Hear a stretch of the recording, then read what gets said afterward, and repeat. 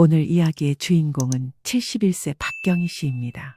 그리고 그녀의 아들과 며느리에 관한 이야기입니다. 박 씨는 얼마 전까지 친딸처럼 아끼던 며느리에게 세게 뒤통수를 맞은 것 같아 속을 끓이며 어디에 말도 못하고 있었습니다. 그런 박 씨에게 도대체 무슨 사연이 있었던 걸까요? 경희 씨는 평생을 가족을 위해 살아왔습니다. 자식들을 위해 희생하고 봉사하는 것이 어머니의 도리라고 생각했습니다. 그런 마음으로 아들 부부를 대했습니다. 특히 며느리에게는 자신의 시어머니가 그랬던 것처럼 부담을 주지 않으려고 노력했습니다. 어머님, 저희는 아이를 가질 생각이 없어요.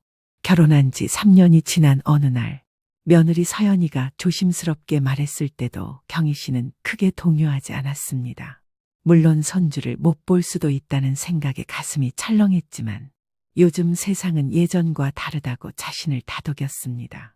그래, 요즘 젊은 사람들은 생각이 다르지. 너희 둘이 결정할 일이니 괜찮아. 정말요? 어머님이 이해해 주실 줄 알았어요. 시어머니들은 대부분 손주를 원하시잖아요. 물론 손주가 있으면 좋겠지만 그건 너희 인생이야. 너희가 행복하면 돼. 경희 씨의 너그러운 반응에 며느리 서연이는 안도한 듯 웃었습니다. 며느리 옆에 앉아있던 재민이도 박 씨에게 고마워했습니다. 그때까지만 해도 박 씨는 그렇게 며느리와의 관계가 원만하다고 생각했습니다. 가끔 명절이나 특별한 날에 만나면 서연이는 늘 공손하게 인사했고 선물도 빼놓지 않았습니다. 전화 통화도 종종 했는데 서연이는 항상 상냥한 목소리로 안부를 물었습니다. 그런데 최근 들어 박 씨는 미묘한 변화를 느꼈습니다. 서연이의 말투나 행동에서 어떤 불편함이 느껴졌기 때문입니다. 처음에는 자신의 예민함 탓이라고 생각했습니다. 친구들과 이야기를 해보면 갱년기가 찾아오면서 예민해졌다는 이야기를 종종 나눴던 적도 있었기 때문입니다. 그러나 박 씨의 그 불편함은 점점 뚜렷해졌습니다. 여보, 괜한 생각 마라. 젊은 애들은 다 바쁘게 살아. 그러니 연락도 뜸할 수 있지. 남편 진수 씨는 항상 그렇게 박 씨를 다독였습니다. 40년 넘게 함께한 남편은 경희 씨의 성격을 잘 알았습니다. 조금 예민하고 걱정이 많은 성격이라는 것을 말입니다. 그래서 경희 씨는 남편 말대로 괜한 생각을 하지 않으려 노력했습니다. 경희 씨와 진수 씨는 도시 아파트와 시골집을 오가며 살았습니다. 은퇴 후에 진수 씨가 고향 근처에 작은 농가를 구입했는데 텃밭을 가꾸는 재미에 빠져 점점 시골에서 보내는 시간이 늘어났습니다. 도시 생활에 적응해 있던 경희 씨는 처음에는 불편했지만 시간이 지날수록 자연 속에서 사는 맛을 알게 되었습니다. 시골 생활 어때? 도시로 올라올 생각은 없어? 어느 날 딸 지연 씨가 해외에서 화상통화로 물었습니다. 괜찮아. 시골도 좋고 가끔 도시에 올라가서 사람 구경도 하고 두 군데를 오가니까 오히려 심심하지가 않네. 아파트는 계속 비워두시는 거예요? 관리비도 들 텐데. 그래도 우리가 늘 시골에만 있을 수는 없잖아. 도시에 올라올 때 묵을 곳이 있어야지. 지연 씨는 해외 IT 기업에서 일하며 바쁘게 살고 있었지만 부모님과 자주 연락을 주고받았습니다. 오히려 가까이 사는 아들보다 더 자주 연락했습니다. 경희 씨에게 지연이는 항상 냉철하고 현실적인 조언을 해주었기에 든든한 우군이나 다름없었습니다. 그런데 지난달 경희 씨가 도시 아파트에 올라왔을 때 며느리 서연 씨가 불쑥 찾아왔습니다. 별다른 일 없이 그냥 들르는 일은 거의 없었기에 경희 씨는 의아했습니다. 어머님, 혹시 아파트 유지비가 많이 드시죠? 거의 시골에 계시니까 아파트는 비어있는 경우가 많을 텐데. 그렇긴 하지. 관리비가 꽤 나가긴 해. 그러면 저희가 여기 들어와 살면 어떨까요? 어차피 비어있는 곳이니 저희가 관리도 해드리고요. 며느리의 갑작스러운 제안에 경희 씨는 잠시 말문이 막혔습니다. 아파트는 노후를 위해 마련한 재산이었고 도시에 올 때마다 편하게 지내는 보금자리였습니다. 게다가 언젠가는 딸 지연이에게 물려줄 생각을 가지고 있었습니다. 경희 씨는 며느리에게 조심스럽게 말했습니다. 글쎄, 갑자기 그런 얘기를 하니 생각해봐야겠네. 네, 천천히 생각해보세요. 어차피 어머님 거니까요. 그냥 제 생각을 말씀드린 거예요. 서연이는 웃으며 말했지만 경희 씨는 왠지 모를 불편함을 느꼈습니다. 며느리의 눈빛에서 뭔가 계산하는 듯한 느낌을 받았기 때문입니다. 하지만 곧 그런 생각을 털어냈습니다. 갑작스러운 이야기를 들었기에 박 씨는 너무 예민해진 건가 싶었기 때문입니다. 어머님, 이번 주말에 저희 친구들이 집에 놀러 오기로 했어요. 혹시 음식 좀 도와주실 수 있으세요? 며칠 후 다시 며느리 서연 씨로부터 전화 한 통이 왔습니다. 서연 씨의 부탁은 갑작스러웠습니다. 경희 씨는 서연 씨가 요리를 잘 못한다는 것을 알고 있었지만 친구 모임에 시어머니를 불러 음식을 부탁할 줄은 몰랐기 때문입니다. 그래도 경희 씨는 흔쾌히 수락했습니다. 이렇게 왕래를 하게 되면 며느리와 더 가까워질 기회라고 여겼기 때문입니다. 그래, 내가 도와줄게. 몇 명이나 와? 5명이요. 모두 오랜 친구들이라 편하게 대접하고 싶어서요. 알았어. 내가 잡채랑 불고기 그리고 몇 가지 반찬 준비할게. 감사해요, 어머님. 어머님 음식 솜씨가 정말 좋으시니까 친구들도 좋아할 거예요. 며느리의 뜬금없는 칭찬에 경희 씨는 기분이 좋았습니다. 하지만 며느리 서연이가 돌아간 후 문득 이상한 점이 떠올랐습니다. 서연이는 평소 자신의 친구들을 가족에게 소개하거나 이야기한 적이 거의 없었습니다. 그런데 갑자기 친구들을 집에 초대하고 시어머니에게 음식까지 부탁한다는 것이 의아했습니다. 뭐가 이상해? 며느리가 당신 음식 솜씨를 자랑하고 싶었나 보지. 그런가? 그래도 뭔가 좀 어색해. 너무 깊게 생각하지 마. 젊은 애들은 우리와 생각이 달라. 남편의 말에 경희 씨는 고개를 끄덕였지만 마음 한구석에는 여전히 의구심이 남아 있었습니다. 그래도 며느리의 부탁을 거절할 이유는 없었습니다. 경희 씨는 주말에 있을 모임을 위해 장을 봤습니다. 모든 재료를 신선한 것으로 골랐고 며느리의 친구들이 좋아할 만한 음식을 구상했습니다. 주말이 다가오자 경희 씨는 일찍 아들 집으로 향했습니다. 음식을 준비하려면 시간이 필요했기 때문입니다. 문을 열어준 서연 씨는 평소보다 들뜬 모습이었습니다. 어머님, 일찍 오셨네요. 제가 아직 청소도 다 못했는데. 괜찮아. 내가 음식 준비하는 동안 네가 청소하면 되지. 네, 감사합니다. 참, 오늘 민지가 아기를 데리고 온다고 했는데 혹시 아이 좀 봐주실 수 있으세요? 경희 씨는 서연 씨의 말에 잠시 멈칫했습니다. 음식 준비도 해야 하는데 아이까지 봐야 한다니 요리는 몰라도 아이를 보는 건 조금 부담스러웠습니다. 하지만 며느리의 부탁을 역시 거절하지 못했습니다. 그래, 할 수 있는 만큼 해볼게. 박 씨의 승낙에 서연 씨는 환하게 웃으며 고맙다고 했지만 경희 씨는 서연이의 눈빛에서 뭔가 석연치 않은 것을 느꼈습니다. 마치 계획대로 흘러가고 있다는 듯한 표정이었습니다. 그 순간 경희 씨의 마음에 의심의 씨앗이 자라기 시작했습니다. 서연이가 자신을 단순히 이용하고 있는 것은 아닐까 하는 생각이 불현듯 들었습니다. 하지만 그 생각을 곧 지워버렸습니다. 내가 너무 나쁘게 생각하는 거야라고 자신을 타일렀습니다. 평소 착하고 다정다감했던 며느리가 그럴 리가 없다며 스스로를 다독였습니다. 그렇게 경희 씨는 부엌에서 음식 준비를 시작했습니다. 모든 것이 평범한 주말처럼 보였지만 박 씨는 알지 못했습니다. 이날의 모임이 경희 씨의 인생을 완전히 바꿔놓을 거라는 것을 말입니다. 경희 씨는 부엌에서 요리를 시작했습니다. 바삐 움직이는 손놀림이 예사롭지 않았습니다. 40년 넘게 가족을 위해 밥상을 차려온 베테랑의 솜씨였습니다. 잡채에 들어갈 당면을 삶고 불고기 양념을 준비하고 나물을 무치느라 분주했습니다. 가끔 손목과 허리가 아팠지만 며느리를 위해 최선을 다했습니다. 경희 씨는 자신의 시어머니를 떠올렸습니다. 엄격하고 까다로웠던 시어머니는 며느리인 경희 씨에게 늘 완벽한 가사일을 요구했습니다. 젊은 시절 시어머니 밑에서 고생했던 기억이 생생했습니다. 그 때문인지 경희 씨는 자신이 시어머니가 되었을 때 절대로 그런 시어머니가 되지 않겠다고 다짐했었습니다. 나는 달라야지. 서연이에게 부담을 주면 안 돼. 이런 생각으로 경희 씨는 며느리에게 늘 너그러웠습니다. 요리를 못해도 집안일에 서툴러도 참고 이해했습니다. 그리고 지금처럼 도움이 필요할 때는 기꺼이 나섰습니다. 서연아, 이거 맛 좀 봐봐. 간이 어떤지. 어머님, 정말 맛있어요. 어머님 음식은 항상 최고예요. 서연 씨는 환하게 웃으며 칭찬했습니다. 그런 칭찬을 들을 때마다 경희 씨는 뿌듯했습니다. 자신의 노력이 인정받는 것 같았기 때문입니다. 하지만 서연이가 주방을 나가는 뒷모습을 보며 경희 씨는 묘한 기분이 들었습니다. 서연이의 표정이 순간 변했던 것 같았기 때문입니다. 웃음 뒤에 숨겨진 무언가가 있는 듯 했습니다. 내가 너무 예민한 걸까? 나이가 들어서 그런가? 경희 씨는 또다시 자신의 생각을 접었습니다. 며느리를 의심하는 것 자체가 죄책감으로 다가왔습니다. 며느리에 대한 의심보다 자신의 예민함을 탓하는 편이 마음이 편했습니다.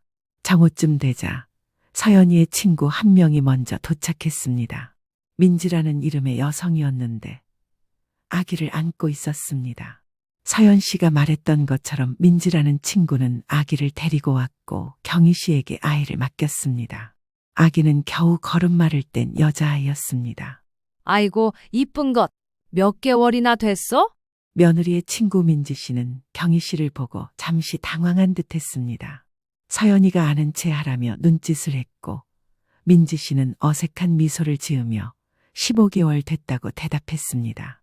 경희 씨는 아이를 안고 거실로 갔습니다. 경희 씨가 사라지자 뒤에서 며느리가 친구와 나누는 작은 소리의 대화가 들렸지만 경희 씨는 그저 젊은 사람들의 대화려니 하고 신경 쓰지 않았습니다. 오후 2시쯤 되자 서연이의 친구들이 모두 도착했습니다. 서연이가 소개한 친구들은 모두 젊고 활기찬 여성들이었습니다.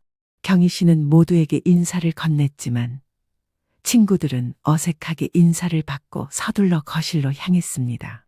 경희 씨는 계속해서 주방에서 음식을 내오며 서연이와 친구들을 대접했습니다. 와, 이거 정말 맛있다. 서연아, 너희 시어머니 요리 솜씨 정말 대단하다. 서연 씨는 친구들의 칭찬에 미소를 지었습니다. 하지만 경희 씨가 주방으로 돌아가자마자 웃음소리가 터져나왔습니다. 무슨 웃긴 이야기라도 있었는지 밝게 웃는 얼굴들이 참으로 즐거워 보였습니다. 경희 씨는 별 신경 쓰지 않고 계속해서 음식을 나르고 정리했습니다. 한편 민지 씨가 맡긴 아이는 계속해서 울었습니다. 낯선 환경 때문인지 아이는 좀처럼 진정되지 않았고 경희 씨는 아이를 달래느라 진땀을 뺐습니다. 결국 아이를 안고 별도의 방으로 들어갔습니다. 방에서 아이와 놀아주며 TV를 조용히 켰습니다. 아이고, 우리 이쁜이. 울지 마. 할머니가 재밌는 거 보여줄게. TV에는 어린이 프로그램이 나오고 있었습니다. 아이는 오색찬란한 영상이 나오는 TV의 시선을 고정하고 울음을 그쳤습니다. 경희 씨는 그제서야 안도의 한숨을 쉬었습니다. 그런데 방문이 살짝 열려 있어서 거실에서 이야기하는 소리가 들려왔습니다. 야, 진짜 대박이다. 그냥 시키면 다 해주네. 서연아, 너 진짜 대단하다. 어떻게 시어머니를 그렇게 잘 구슬리냐? 경희 씨는 순간 자신의 귀를 의심했습니다. 자신에 대한 이야기인 것 같았기 때문입니다. 하지만 확실히 들리지 않아 무시하려고 했습니다. 그러나 곧 더 명확한 대화가 들려왔습니다. 그냥 적당히 비위 맞추면 돼. 요즘 시골 내려가 있는데 아파트는 비어 있잖아. 그거 우리가 받아내려고. 경희 씨의 심장이 쿵 내려앉는 것 같았습니다. 서연이가 분명히 자신의 아파트를 노리고 있다고 말했습니다. 그냥 살게 해달라는 게 아니라 받아내려고라고 한 겁니다. 마치 경희 씨에게서 뺏어내야 할 물건처럼 말하는 것이었습니다. 친구들은 키득거리며 웃었고 민지라는 친구가 웃음을 머금고 물었습니다. 근데 진짜 시어머니가 넘겨줄 것 같아? 두고 봐. 내가 잘 구슬리면 돼. 지금도 이렇게 불러서 음식 시키는데 군말 없이 하잖아. 경희 씨는 충격을 받았습니다. 온몸에 힘이 빠지는 것 같았습니다. 자신이 정성껏 준비한 음식, 아이를 봐주는 친절함이 모두 서연이의 계산된 행동의 일부였다는 것에 충격을 받은 겁니다. 서연이가 자신을 그저 이용하고 있었다는 사실에 가슴이 아팠습니다. 경희 씨는 충격으로 움직일 수 없었습니다. 그 순간 아이가 다시 울기 시작했고 경희 씨는 정신을 차려야 했습니다. 아이를 달래며 마음을 진정시키려 했지만 며느리의 말이 계속해서 머릿속을 맴돌았습니다. 내가 잘못 들은 걸까? 아니야, 분명히 들었어. 경희 씨는 혼란스러웠습니다. 그동안 며느리를 신뢰했는데 이런 배신감을 느끼게 될 줄은 몰랐습니다. 하지만 지금 당장은 아무 일도 없었던 것처럼 행동해야 했습니다. 아이를 안고 다시 거실로 나가려는 찰나 서연이와 친구들의 대화가 또 들렸습니다. 근데 너네 시어머니 성격은 어때? 까칠해? 아니, 완전 순하지. 그냥 못된 할망구 정도. 못된 할망구라는 말에 경희 씨는 심장이 멎는 것 같았습니다. 자신이 서연이에게 이렇게 불리고 있었습니다. 단 한 번도 며느리에게 심한 말을 한 적도, 무리한 요구를 한 적도 없었는데 말입니다. 경희 씨는 방 안에서 그대로 굳어버렸습니다. 아이는 계속 울었지만 경희 씨는 충격으로 아이를 달랠 여력이 없었습니다. 잠시 후 민지 씨가 아이 울음소리를 듣고 방으로 들어왔습니다. 아, 죄송해요. 제가 데려갈게요. 아, 네. 경희 씨는 멍하니 아이를 건네주었습니다. 민지 씨는 경희 씨의 표정이 변한 것을 눈치챘는지 의아한 표정을 지었지만 아무 말 없이 아이를 안고 나갔습니다. 혼자 남은 방에서 경희 씨는 깊은 숨을 내쉬었습니다. 눈물이 나오려 했지만 참았습니다. 아직은 때가 아니었습니다. 모든 것을 확인해야 했습니다. 경희 씨는 주머니에서 휴대폰을 꺼내 녹음 기능을 켰습니다. 이런 행동이 옳은지는 모르겠지만 자신의 귀를 의심하고 싶었기 때문입니다. 어쩌면 자신이 오해한 것일지도 모른다는 생각에서였습니다. 녹음 버튼을 누른 후 경희 씨는 다시 거실로 나가 주방으로 향했습니다. 음식을 더 가져다 준다는 핑계로 거실 가까이에 있었습니다. 서연이와 친구들은 경희 씨가 들어오자 화제를 바꿨지만 경희 씨가 주방으로 돌아가자 다시 이야기를 시작했습니다. 근데 진짜 아파트 받아내면 팔아버릴까? 지금 시세 괜찮던데. 너무하는 거 아니야? 뭐가? 어차피 돌아가시면 상속받을 건데 미리 받는 거지. 경희 씨는 더 이상 듣고 있을 수 없었습니다. 주방에 있는 음식들을 그대로 두고 조용히 현관으로 향했습니다. 신발을 신고 아파트를 나왔습니다. 아무에게도 말하지 않고 그냥 나온 것입니다. 엘리베이터를 타고 내려가는 동안 경희 씨의 눈에서는 눈물이 흘렀습니다. 그동안 며느리를 딸처럼 생각했는데 며느리에게는 그저 못된 할망구였다는 사실이 비수가 되어 가슴을 찌르는 것 같았습니다. 그리고 자신의 아파트를 노리고 있었다는 사실에 경희 씨는 너무 배신감을 느꼈습니다. 집에 도착해서야 경희 씨는 녹음을 확인했습니다. 녹음된 대화는 경희 씨가 들었던 그대로였습니다. 이제 더 이상 의심할 여지가 없었습니다. 며느리는 분명히 자신을 이용하고 있었습니다. 경희 씨는 한동안 아무 말도 하지 못했습니다. 어떻게 해야 할지 몰랐습니다. 아들에게 말해야 할까? 하지만 아들은 항상 아내 편이었습니다. 남편에게 말해야 할까? 그러면 가족 간의 갈등만 커질 것 같았습니다. 결국 경희 씨는 아무에게도 말하지 않기로 했습니다. 일단은 더 지켜보기로 했습니다. 하지만 한 가지는 확실했습니다. 이제 더 이상 서연 씨를 무조건 믿지는 않을 것이라는 점이었습니다. 경희 씨의 마음속에는 작은 불씨가 피어오르기 시작했습니다. 그것은 자신을 배신하려는 며느리를 향한 분노였습니다. 그렇게 아들의 집에 다녀온 지 며칠이 지났습니다. 경희 씨는 평소처럼 지내려 노력했습니다.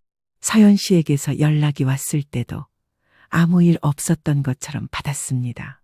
서연 씨는 모임에 갑자기 나간 것에 대해 물었고 경희 씨는 급한 일이 생겼다고 둘러댔습니다. 며느리는 별 의심 없이 그 말을 받아들인 것 같았습니다. 어느 날 아침 경희 씨의 휴대폰에 알림음이 울렸습니다. 카카오톡 메시지였습니다. 확인해보니 모르는 단톡방에 초대되어 있었습니다. 경희 씨는 처음에는 스팸이나 해킹인 줄 알았기에 얼른 나가려고 했습니다. 하지만 자세히 보니 며느리 서연 씨와 친구 민지 씨의 이름이 보여 나가려는 손을 멈췄습니다. 이게 뭐지? 왜 이런 단톡방에 나를? 경희 씨는 혼란스러웠습니다. 왜 며느리와 친구들의 단톡방에 자신이 초대된 것일까? 아마 며느리가 실수로 잘못 초대한 것 같았습니다. 경희 씨는 어떻게 해야 하나 고민하던 중 올라오는 대화 내용이 눈에 들어왔습니다. 그리고 그 내용을 본 경희 씨는 충격에 빠져 휴대폰을 툭 하고 떨어뜨렸습니다. 자신에 대한 이야기였기 때문입니다. 서연이와 친구들은 경희 씨를 시엄마, 할망구, 꼰대라고 부르며 이야기하고 있었습니다. 모임날 경희 씨가 만든 음식에 대해서도 안 좋은 이야기가 오고 가고 있었습니다. 경희 씨는 손이 떨렸습니다. 그동안 자신이 경계심 없이 대해준 며느리가 뒤에서는 이렇게 자신을 깎아내리고 있었다는 사실에 충격이었습니다. 하지만 더 충격적인 내용이 있었습니다. 어머님이 아파트 주겠다는 소리는 안 하시네. 좀 더 적극적으로 나가봐야 할 것 같아. 어떻게 할 건데? 좀 더 자주 찾아가서 살갑게 굴어야지. 어차피 노인네들은 관심 받는 걸 좋아하잖아. 경희 씨는 가슴이 무너지는 것 같았습니다. 이것이 며느리의 진짜 모습이었습니다. 자신에게 살갑게 대하는 것도 자주 연락하는 것도 모두 아파트를 노리는 연기였던 것입니다. 경희 씨는 한동안 아무 말도 하지 못했습니다.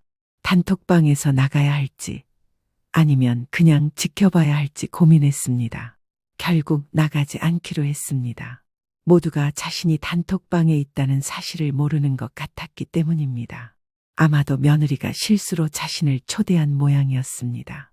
며느리의 실체를 알게 된 것은 충격이었지만 한편으로는 확실한 증거를 얻게 된 것이기도 했습니다. 경희 씨는 단톡방의 대화를 계속 지켜보기로 했습니다. 그리고 중요한 대화들은 저장을 하기 시작했습니다. 예전에 딸이 새로운 기능이라면서 알려준 방법대로 휴대폰 화면을 캡처하는 것이었습니다. 이런 걸 다 해야 하다니. 박 씨는 자신의 모습에 한숨이 저절로 나왔습니다. 경희 씨는 자식들을 위해 평생을 살아왔습니다. 그런데 이제 와서 증거를 모으고 의심하고 경계해야 한다니 마음이 아팠습니다. 하지만 현실을 직시해야 했습니다. 더 이상 자신이 이용당하게 놔둘 수는 없었던 겁니다. 다음 날 단톡방에서 더 충격적인 대화가 오갔습니다. 어머님이 진짜 집안 넘겨주시면 어떡하지? 오빠한테 말해서 설득해달라고 해야 하나? 남편한테 부탁해봐. 네 남편은 자기 엄마한테 말하면 되잖아. 오빠는 엄마 앞에만 서면 쫄아버려. 나중에 진명에 바꾸려면 증여세나 상속세 같은 것도 많이 들 텐데 우리가 내야 하나? 경희 씨는 충격을 받았습니다. 아들 재민이도 이 일에 관여하고 있는 것일까? 아들과 며느리가 공모해서 자신의 아파트를 가로채려는 것일까? 경희 씨는 자신의 사랑하는 아들을 의심하고 싶지 않았지만 서연이의 말을 들어보면 아들 재민이가 이 일에 대해 알고 있는 건 아닌 것 같았습니다. 아니나 다를까 그날 저녁 아들 재민이로부터 전화가 왔습니다. 엄마, 잘 지내셨어요? 아버지는 요즘 텃밭 농사 어때요? 잘 지내지. 네 아버지는 요즘 토마토랑 오이가 잘 된다고 좋아하더라. 그래요? 다음에 내려갈 때 좀 얻어와야겠네요.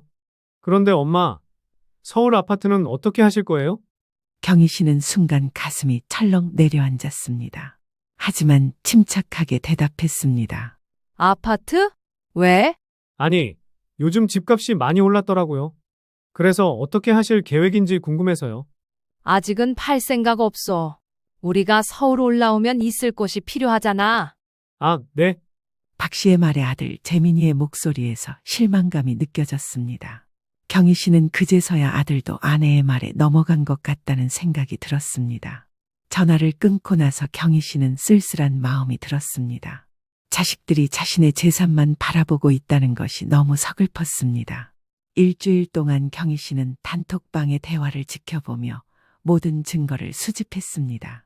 서연 씨와 친구들은 계속해서 경희 씨의 아파트에 대한 이야기를 나눴고 경희 씨를 속이는 방법에 대해서도 의논했습니다. 그들은 경희 씨가 자신들의 대화를 보고 있다는 사실을 전혀 모르고 있었습니다. 어느 날 단톡방에서 또 다른 충격적인 대화가 오갔습니다. 이번 주말에 시엄마네 가서 직접 물어볼까 해. 뭐라고 할 건데? 그냥 솔직하게 아파트 저희 주시면 안 되냐고. 어차피 나중에 물려주실 거면 지금 주시는 게 어때요? 이렇게. 그게 통할까? 한번 해봐야지. 안 되면 오빠 시켜서 물어보게 할 거야. 어머님은 아들한테 약해서 뭐든 들어줘. 경희 씨는 이제 모든 것이 명확해졌다고 느꼈습니다. 며느리는 자신을 속이고 이용해서 아파트를 차지하려 했고, 이제는 직접적으로 요구할 계획이었습니다. 경희 씨는 더 이상 참을 수 없었습니다. 하지만 섣불리 행동하면 안 된다는 것도 알았습니다. 이 일을 어떻게 해결할지 깊이 생각해야 했습니다. 그래서 딸 지연이에게 전화를 걸었습니다. 지연아, 통화 좀 할 수 있어? 네, 엄마 무슨 일 있으세요? 목소리가 안 좋아 보여요. 경희 씨는 지난 몇 주 동안 있었던 일을 모두 딸에게 털어놓았습니다. 서연이의 모임에서 들은 대화, 단톡방에서 본 내용, 그리고 아들 재민이의 미묘한 태도 변화까지. 지연이는 잠시 침묵했다가 조용히 말했습니다. 엄마 정말 힘드셨겠네요? 그런데 증거는 확실한 거죠? 응, 모두 다 저장해뒀어. 그럼 이제 어떻게 하실 거예요? 아버지는 알고 계세요? 아직 아무한테도 말 안 했어. 아직은. 엄마, 이건 제 생각인데요. 일단 증거를 더 모으세요. 그리고 서연이가 직접 물어보면 그때 모든 걸 털어놓는 게 어떨까요? 그때까지는 모르는 척 하세요. 경희 씨는 딸의 조언이 맞다고 생각했습니다. 서연이가 직접 아파트 이야기를 꺼낼 때까지 기다려야 했습니다. 전화를 끊고 나서 경희 씨는 깊은 한숨을 내쉬었습니다. 자신이 이렇게까지 해야 한다는 사실이 슬펐습니다. 하지만 이제는 돌이킬 수 없었습니다. 며느리의 진짜 모습을 받고 이제 자신과 남편이 함께 살 이 집을 지켜야만 했습니다. 경희 씨는 단톡방에서 나가지 않고 계속 지켜보기로 했습니다. 그리고 서연이가 이번 주말에 온다고 했으니 그때까지 모르는 척 연기하기로 했습니다. 그리고 모든 증거를 확실히 준비해 두기로 했습니다. 이제 더 이상은 안 돼. 내가 너무 오래 참았어. 경희 씨의 마음속에서는 분노와 결단이 자라고 있었습니다. 평생 가족을 위해 살아온 자신이 이렇게 배신당하는 것을 더 이상 묵과할 수 없었습니다. 이제는 자신을 위한 결단을 내려야 할 때였습니다. 주말이 다가오자 경희 씨는 긴장되기 시작했습니다. 단톡방에서 서연이가 말했던 대로 이번 주말에 아파트 얘기를 꺼낼 것이 분명했기 때문입니다. 경희 씨는 모든 증거를 준비해 두었습니다. 단톡방 대화 내용을 스크린샷으로 저장하고 모임에서 녹음한 파일도 확인했습니다. 이제 며느리가 직접 아파트 얘기를 꺼내면 모든 것을 밝힐 준비가 되어 있었습니다. 토요일 오후 며느리 서연 씨로부터 전화가 왔습니다. 어머님, 내일 시간 괜찮으세요? 저희가 인사드리러 갈게요. 그래, 좋지. 오랜만에 얼굴 보는 것도 좋고. 네, 그럼 내일 점심 먹고 갈게요. 어머님, 사실 드릴 말씀이 있어서요. 그래? 내일 만나서 얘기하자. 전화를 끊고 나서 경희 씨는 깊은 숨을 내쉬었습니다. 이제 모든 것이 현실이 되어가고 있었습니다. 경희 씨는 진수 씨에게 내일 아들 내외가 온다는 것을 알렸습니다. 그래? 오랜만에 애들 얼굴 보는구나. 여보, 사실은 경희 씨는 고민 끝에 남편에게 모든 것을 말하기로 했습니다. 단톡방에서 본 내용, 녹음한 대화, 그리고 내일 있을 일까지 모두 이야기했습니다. 진수 씨는 처음에는 믿기지 않는다는 듯 놀랐다가 이내 분노했습니다. 이런 망할 놈의 세상에. 우리가 얼마나 잘해줬는데. 여보, 내일 제가 하는 대로 지켜봐 주세요. 제가 다 계획이 있어요. 진수 씨는 화가 나 있었지만 경희 씨의 말에 고개를 끄덕였습니다. 경희 씨가 이렇게 단호한 모습을 보이는 것은 드문 일이었습니다. 항상 참고 이해하려 했던 경희 씨가 이제는 다른 사람이 된 것 같았습니다. 다음 날 아들 내외가 집에 도착했습니다. 두 사람은 평소보다 더 공손하게 인사했습니다. 특히 며느리는 선물까지 가져왔습니다. 어머님, 이거 요즘 유명하다는 홍삼이에요. 건강에 좋대요. 고맙구나. 신경 썼네. 평소와 다름없이 대화를 이어가며 경희 씨는 차를 내왔습니다. 그리고 거실에 앉아 이야기를 나누기 시작했습니다. 재민이는 뭔가 불안한 듯 자꾸 서연이를 쳐다보았고 그 눈빛을 받은 서연이는 용기를 내는 듯한 표정이었습니다. 어머님, 아버님, 사실 오늘은 드릴 말씀이 있어서 왔어요. 그래? 무슨 얘기인데? 저희가 요즘 아이 계획을 세우고 있는데요. 아무래도 지금 집이 좀 좁아서요. 서연이 말은 저희가 좀 더 넓은 집으로 이사를 가야 할 것 같다는 거예요. 그래서 어머님이 서울에 가지고 계신 아파트를 저희에게 주시면 어떨까 해서요. 어차피 시골에 계시니까 그 집은 거의 비어 있잖아요. 경희 씨는 마음속으로 드디어 말하는구나라고 생각했습니다. 그러나 겉으로는 아무렇지 않은 척 물었습니다. 그럼 우리가 서울에 올라오면 어디서 지내야 하니? 저희 집에 오시면 되죠. 아니면 원하실 때 언제든지 저희가 방을 내어드릴게요. 며느리의 말에 남편 진수 씨는 화가 나서 뭐라고 말하려 했지만 경희 씨가 손짓으로 제지했습니다. 경희 씨는 조용히 일어나 자신의 방으로 향했습니다. 그리고 증거들을 가지고 돌아왔습니다. 경희 씨는 예전에 딸이 선물로 보내줬던 태블릿을 들고 와서 테이블 위에 올려놓았습니다. 그리고는 단톡방에 스크린샷들을 하나씩 보여주기 시작했습니다. 서연아, 이게 무슨 내용인지 설명해 줄래? 서연이는 화면을 보고 얼굴이 하얗게 변했습니다. 자신이 친구들과 나눈 대화였습니다. 경희 씨를 못된 할망구라고 부르고 아파트를 노린다는 내용이 고스란히 담겨 있었습니다. 이게 어떻게? 너희 단톡방에 나도 초대되어 있더라. 아마 실수로 그랬겠지? 무슨 소리예요? 이게 뭐예요? 경희 씨는 이어서 녹음 파일을 틀었습니다. 서연이와 친구들이 모임 때 서로 주고받은 대화였습니다. 시어머니를 구슬려서 아파트를 받아내겠다는 내용이었습니다. 아들 재민이는 충격에 빠진 듯 말을 잇지 못했습니다. 서연이는 얼굴이 붉어졌다가 창백해지기를 반복했습니다. 어머님, 이건 그냥 농담이었어요. 저희끼리 장난치는 거였다고요. 농담, 장난? 네가 나를 뒤에서 못된 할망구라고 부르는 게 장난이야? 우리가 너희에게 뭘 잘못했니? 이렇게 우리를 속이고 모욕하고. 아버지, 저는 정말 몰랐어요. 진짜예요. 경희 씨는 아들을 쳐다보았습니다. 아들의 눈에는 놀라움과 혼란이 가득했습니다. 아마도 서연이의 계획을 모르고 있었던 것 같았습니다. 하지만 그것이 경희 씨의 마음을 덜 아프게 하지는 않았습니다.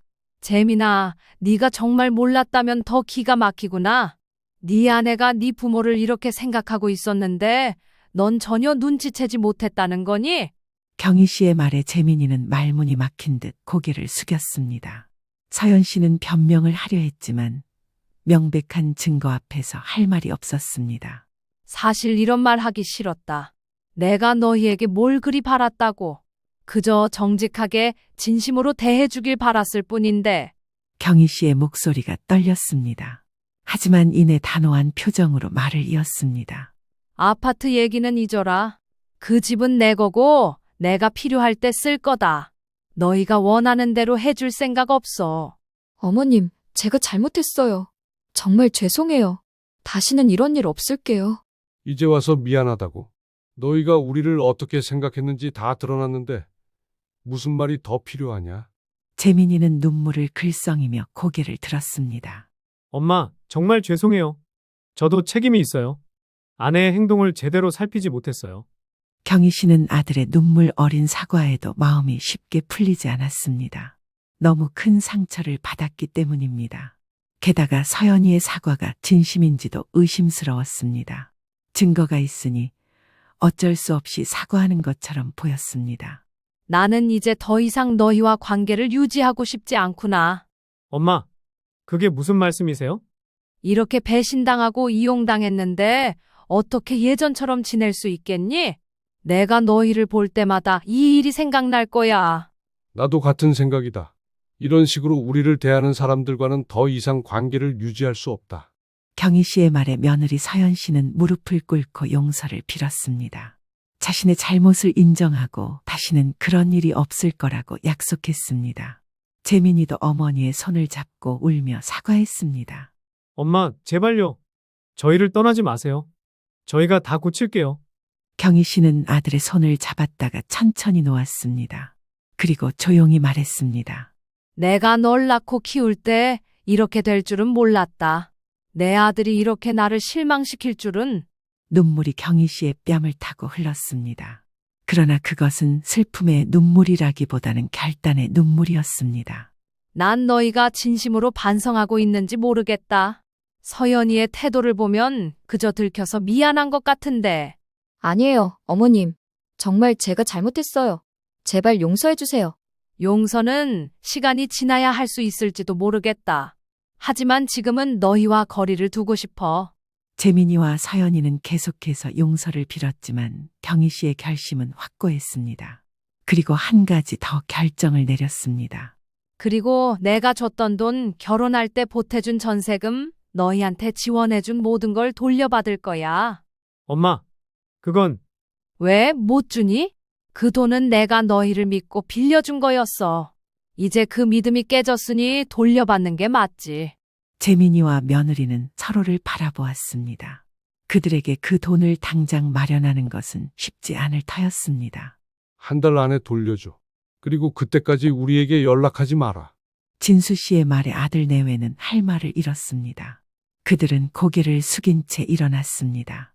떠나기 전 재민이가 마지막으로 말했습니다. 정말 죄송합니다. 꼭 돈 마련해서 돌려드릴게요. 그리고 엄마, 아버지, 저희를 제발 잊지 말아주세요. 경희 씨는 아무 말 없이 고개를 돌렸습니다. 아들 내외가 나간 후 집안은 무거운 침묵에 휩싸였습니다. 경희 씨와 진수 씨는 한동안 말없이 앉아 있었습니다.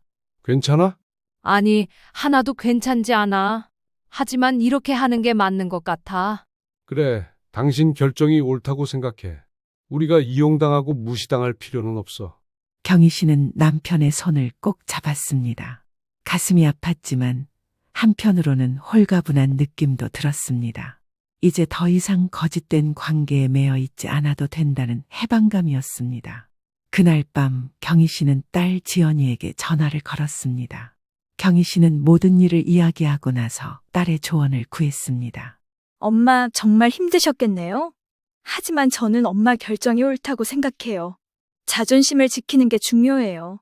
그래도 네 오빠인데. 오빠도 잘못했어요. 아내가 그런 행동을 하는데 모르고 있었다는 건 말이 안 되는 거예요? 경희 씨는 딸의 말에 위로를 받았습니다. 그리고 앞으로 자신의 남은 인생을 어떻게 살아갈지 생각하기 시작했습니다. 이제 더 이상 자식들의 눈치를 보며 살 필요가 없었습니다. 자신과 남편만의 행복을 찾아야 할 때였습니다. 그날 이후 경희 씨는 아들 내외와 연락을 끊었습니다. 그리고 부동산을 찾아 아파트 매각을 준비하기 시작했습니다. 이제는 새로운 시작을 할 때였습니다. 경희 씨가 아들 내외와 관계를 끊겠다고 선언한 지 일주일이 지났습니다. 처음에는 후련한 기분도 들었지만 시간이 지날수록 마음 한구석이 허전했습니다. 아무리 잘못한 일이 있다 해도 자식인데 이렇게 완전히 관계를 끊는 것이 맞는 건지 의문이 들기도 했습니다. 특히 밤에 잠들기 전 아들 재민이의 어린 시절 모습이 떠오르면 가슴이 아팠습니다. 괜찮아? 요즘 잠도 못 자는 것 같은데. 그냥 생각이 많아서 그래. 재민이 생각하는 거지? 나도 그래. 하지만 우리가 잘못한 게 아니야. 그래도 재민이는 우리 아들인데. 서연이가 잘못한 거지? 재민이는. 재민이도 책임이 있어. 아내가 부모를 그렇게 대하는데 몰랐다는 게 말이 돼? 경희 씨는 남편의 말에 고개를 끄덕였지만 마음속으로는 여전히 갈등이 있었습니다. 그런 경희 씨에게 딸 지연이가 전화를 걸어왔습니다. 엄마, 요즘 어떠세요? 많이 힘드시죠? 그냥 그렇다. 살다 보면 이런 일도 있는 거지. 오빠한테서 연락 왔어요. 저한테 엄마 설득해달라고. 뭐라고 하던? 정말 후회하고 있대요. 서연이도 많이 반성하고 있다고. 그리고 돈 마련하느라 대출까지 받았대요. 경희 씨는 한숨을 내쉬었습니다. 돈을 돌려받는 것은 중요했지만 그것이 전부는 아니었습니다. 더 아픈 것은 배신감이었습니다. 자신이 믿고 의지했던 사람이 뒤에서 자신을 못된 할망구라고 부르며 비웃었다는 사실이었습니다. 엄마, 제가 한 가지 제안을 해도 될까요? 뭔데? 돈은 받으세요. 그건 당연한 거예요. 하지만 완전히 관계를 끊는 건 조금 더 생각해 보시면 어떨까요? 오빠도 정말 잘못했다고 많이 울었대요. 경희 씨는 딸의 말에 잠시 생각에 잠겼습니다. 마음 한구석에서는 아들과의 관계를 완전히 끊고 싶지 않다는 생각이 있었습니다. 하지만 또 다른 한편으로는 이번 일로 아들과 며느리를 다시는 믿을 수 없을 것 같다는 불안감도 있었습니다. 지연아, 엄마가 좀 더 생각해 볼게. 하지만 쉽지 않을 것 같다. 네, 엄마 서두르지 마세요. 천천히 생각하셔도 돼요. 저는 엄마 결정을 존중할게요. 통화를 마치고 경희 씨는 창밖을 바라보며 깊은 생각에 잠겼습니다. 과연 자신이 내린 결정이 옳은 것인지, 앞으로 어떻게 해야 할지 고민이 되었습니다. 하지만 이런 고민 속에서도 한 가지 확실한 것은 이제 더 이상 예전처럼 순진하게 아들 내외를 믿지는 않을 것이라는 점이었습니다. 며칠 후 아들 재민이로부터 연락이 왔습니다. 전세금을 마련했으니 언제 만나서 드릴지 물어왔습니다. 경희 씨는 진수 씨와 상의한 후 은행에서 만나자고 했습니다.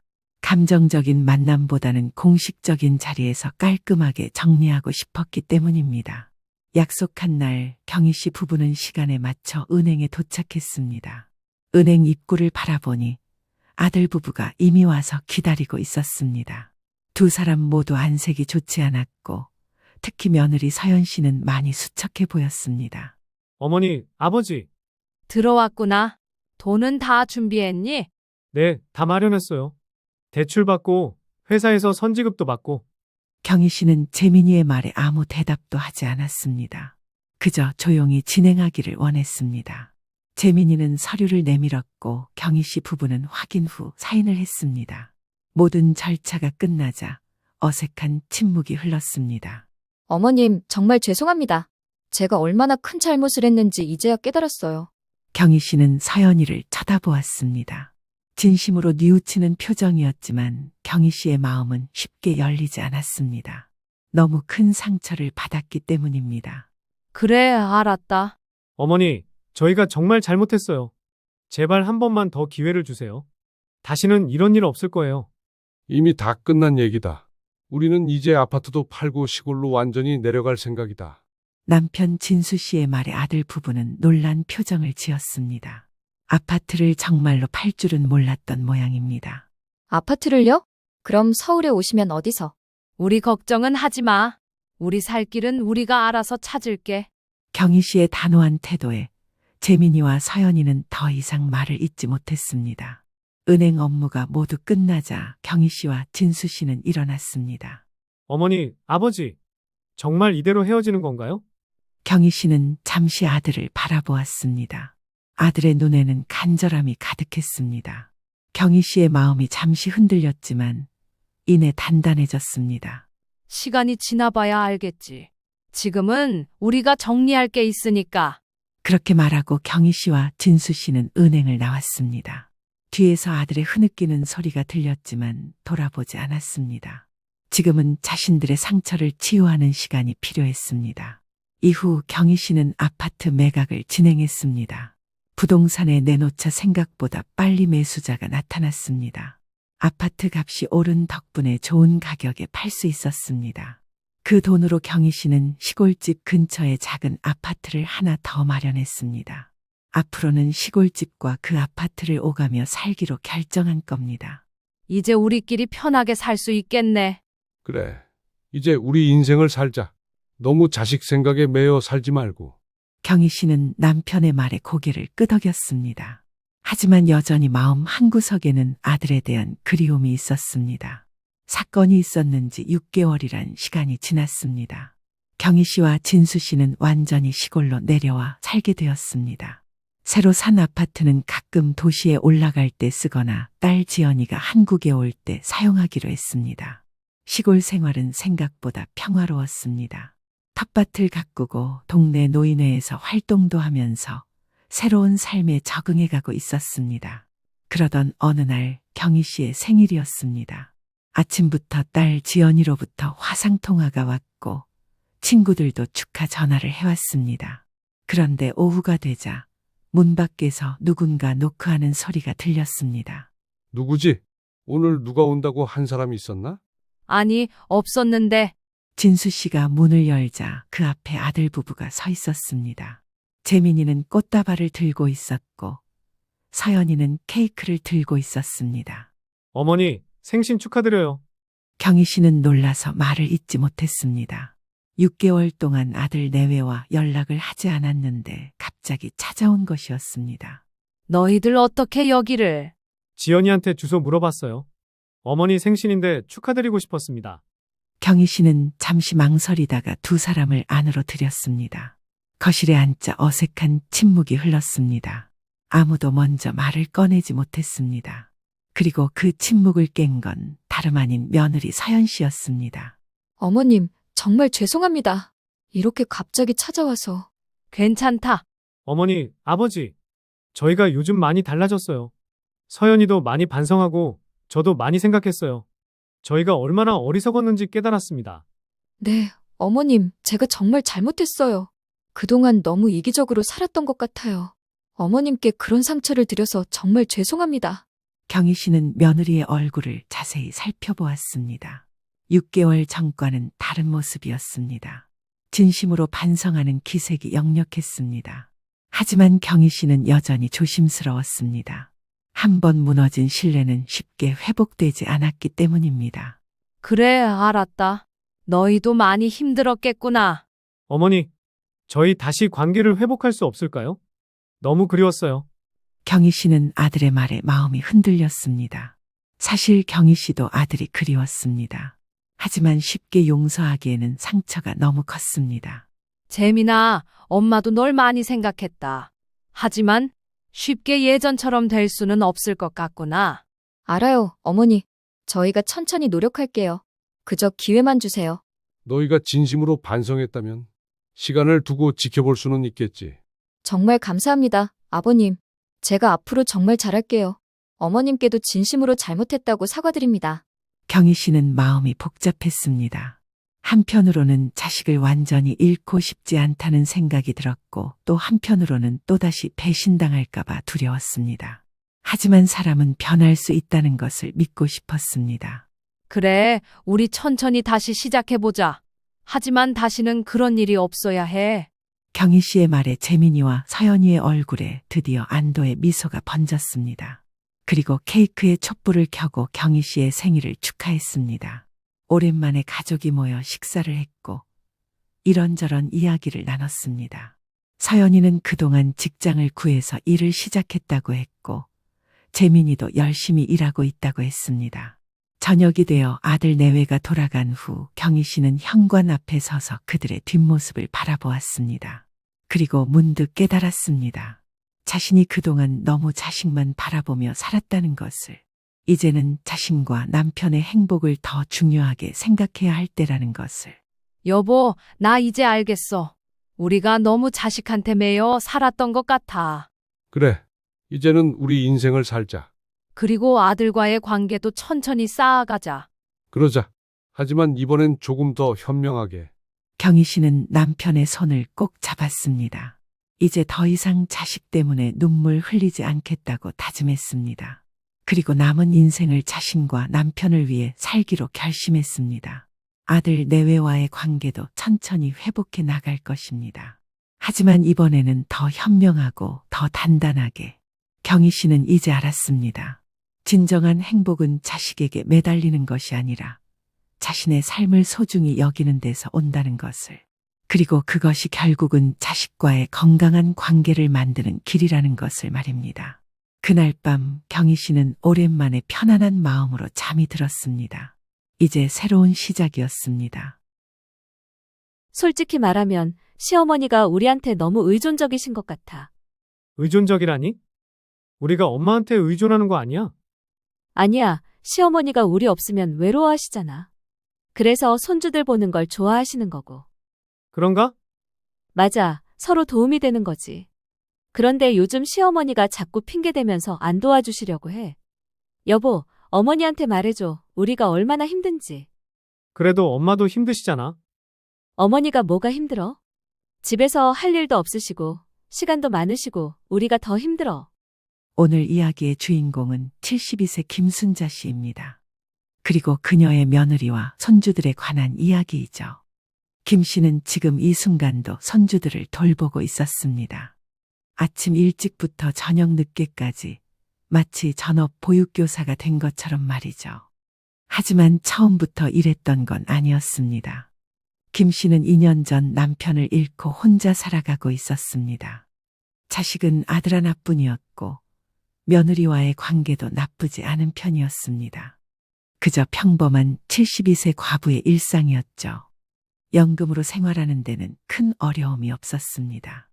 건강도 또래에 비해 좋은 편이었고 경로당 친구들과 어울리며 소소한 재미를 찾아가고 있었습니다. 외롭긴 했지만 그럭저럭 괜찮은 노후 생활이었습니다.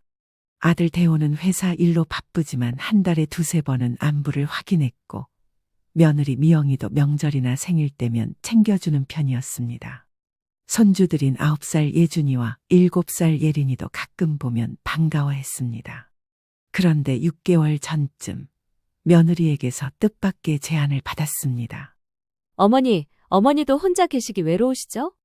뭐 그렇긴 하지. 왜? 저희가 어머니 근처로 이사를 생각하고 있어요. 김 씨는 깜짝 놀랐습니다.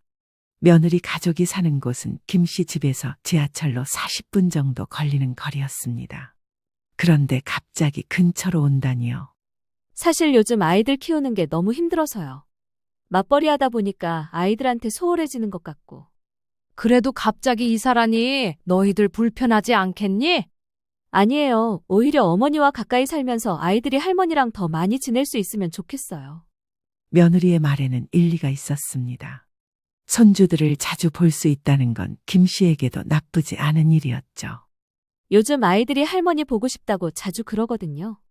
어머니께서도 손주들 보고 싶으시잖아요. 그야 그렇지. 그리고 어머니도 혼자 계시는 것보다는 가족들이 가까이 있으면 든든하지 않을까요? 김 씨는 며느리의 제안을 나쁘게 받아들이지 않았습니다. 오히려 고마운 마음이 들었죠. 며느리가 시어머니를 생각해 주는 것 같아서 말입니다. 며느리는 계속해서 설득했습니다. 어머니, 사실 저도 육아와 직장 생활을 병행하는 게 너무 힘들어요. 특히 아이들이 아플 때나 갑자기 연장 근무가 생기면 정말 막막하거든요. 그럴 때는 어떻게 하니? 임시 보육기관을 이용하거나 회사를 조퇴해야 해요. 그러다 보니 직장에서도 눈치가 보이고. 김 씨는 며느리의 어려움을 충분히 이해할 수 있었습니다. 자신도 아들을 키울 때 비슷한 어려움을 겪었던 기억이 있었으니까요. 물론 어머니께 부담을 드리려는 건 절대 아니에요. 그냥 가까이 살면서 가끔씩만 도움을 받을 수 있으면 좋겠다는 생각이었어요. 가끔씩이면? 네, 정말 급한 일이 있을 때만요. 평소에는 저희가 다 알아서 할 거예요. 며느리의 말은 그럴듯했습니다. 김 씨도 손주들과 더 많은 시간을 보낼 수 있다는 생각에 마음이 기울었습니다. 며느리는 이미 김 씨 근처에 부동산을 알아보고 있었습니다. 어머니 아파트에서 걸어서 10분 거리에 괜찮은 전세집이 있더라고요. 벌써 알아봤니? 네, 혹시 어머니께서 괜찮다고 하시면 빨리 결정해야 할 것 같아서요. 김 씨는 며느리의 적극적인 모습에 조금 놀랐지만 나쁘지 않다고 생각했습니다. 그날 저녁 김 씨는 시누이인 영숙과 전화통화를 했습니다. 미영이가 그런 얘기를 했다고? 갑자기? 응, 아이들 때문에 힘들다고 하더라. 응, 그런데 옳게 조심해야 하는 거 아니야? 뭘? 며느리가 갑자기 가까이 오겠다고 하는 게 좀 이상하지 않아? 분명히 다른 이유가 있을 거야. 하지만 김 씨는 시누이의 걱정을 대수롭지 않게 여겼습니다. 언니는 너무 의심이 많아. 미영이가 나를 생각해서 하는 얘기인데. 그래도 조심하라고. 요즘 며느리들이 다 그런 게 아니야. 아무렴 어때? 그래도 내 새끼들인데. 하긴 겪어본 사람만 안다더라. 아무튼 별일 없길 바랄게. 김 씨는 시누이의 말을 들으면서도 마음 한편으로는 며느리의 제안이 나쁘지 않다고 생각했습니다. 손주들을 자주 볼 수 있고 가족들과 가까이 살 수 있다는 게 외로운 김 씨에게는 매력적으로 느껴졌습니다. 며칠 후 며느리가 손주들과 함께 김 씨를 찾아왔습니다. 할머니, 우리 할머니 집 근처로 이사 올 거야. 정말? 그럼 할머니 매일 볼 수 있어? 아이들의 밝은 목소리를 들으니 김 씨의 마음도 따뜻해졌습니다. 어머니, 아이들이 정말 좋아하죠. 아이들도 할머니랑 가까이 살고 싶어 해요. 그래, 할머니도 너희들 자주 보고 싶었어. 그럼 어머니께서 괜찮으시다면 이번 달 안에 이사하려고 해요. 김 씨는 결국 며느리의 제안을 받아들이기로 했습니다. 그때만 해도 이 결정이 자신의 평화로운 일상을 완전히 바꿔놓을 줄은 꿈에도 몰랐습니다. 한 달 후 며느리 가족은 정말로 김씨 집 근처로 이사를 왔습니다. 걸어서 10분 거리의 작은 빌라였습니다. 김씨와 며느리 미영의 관계는 처음부터 나쁘지 않았습니다. 아들 태호가 미영과 결혼한 지도 벌써 10년이 되었죠. 그동안 큰 갈등 없이 지내왔습니다. 미영은 원래 조용하고 예의 바른 성격이었습니다. 시어머니에게도 존댓말을 잘했고 명절이나 생일 때는 빠지지 않고 선물을 준비했습니다. 김 씨도 그런 며느리가 고마웠죠. 아들 태호는 평범한 회사원이었습니다. 성격이 온화하고 착했지만 조금 우유부단한 면이 있었습니다. 어머니와 아내 사이에서 중간 역할을 하려고 노력했지만 때로는 양쪽 눈치를 보는 경우가 많았습니다.